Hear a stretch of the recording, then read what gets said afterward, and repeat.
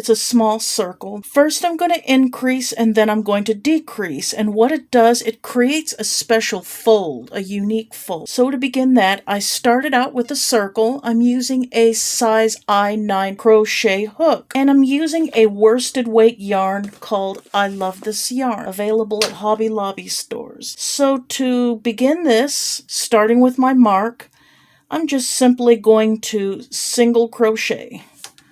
The circle's flat. Single crochet 2 in the same single crochet. It creates a special fold.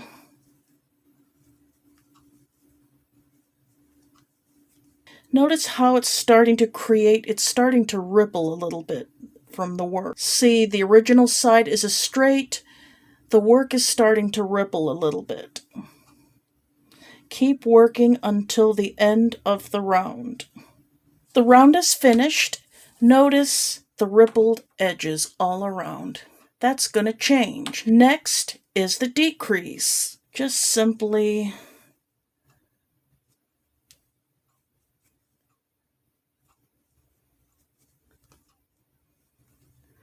insert hook.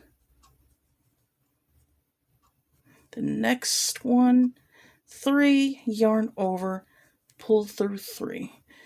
Just continue to do this until the end of the round. Starting to form a looser edge. Here's the completed circle with the decrease round.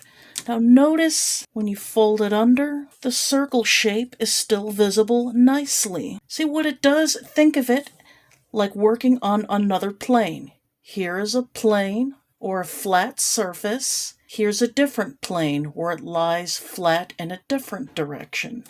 So this is an example to show you just a simple demonstration. Single crochet 1 in every single crochet stitch.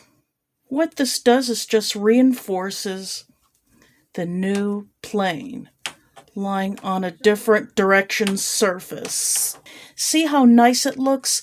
It makes the circle flat. It gives it a nice flatter surface than what I did if I would have just let it naturally curve. And there you have it.